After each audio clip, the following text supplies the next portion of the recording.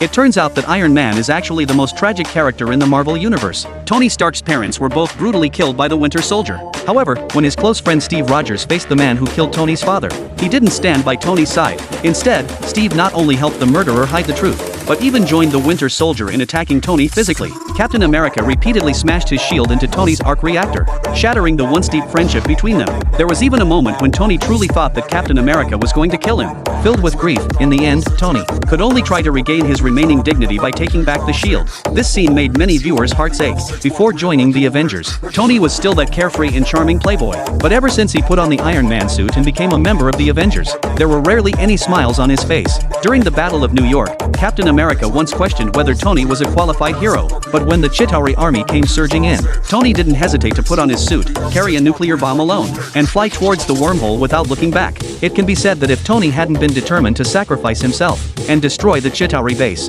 the Avengers would probably have been completely wiped out. After the failure of the Ultron and Iron Legion plan later, the accusations from everyone came crashing down like a tide. Even Banner, who was originally the only one to support him, said that he couldn't understand Tony's actions. Thor even resorted to violence directly. But in the final battle of Avengers, Age of Ultron, it was still Tony who turned the tide. He created Vision under great pressure and also used his own body to withstand the falling city.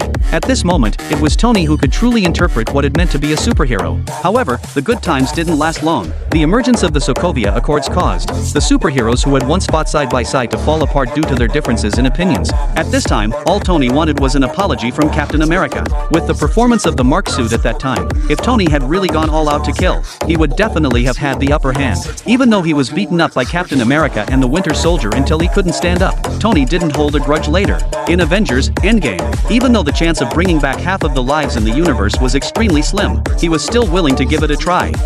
For this, he abandoned the peaceful life that he had always dreamed of, and chose to make peace with Captain America. During the final battle of Endgame, Tony snapped his fingers, which determined the fate of everything. All the misunderstandings and accusations perhaps turned into endless sorrow and nostalgia. 10 years of the Marvel Cinematic Universe started with I Am Iron Man, and also ended with I Am Iron Man. Do you think that in the next 10 years of the Marvel Universe, it will be able to recreate the glory of the Tony Stark era? Welcome to leave your comments and discuss.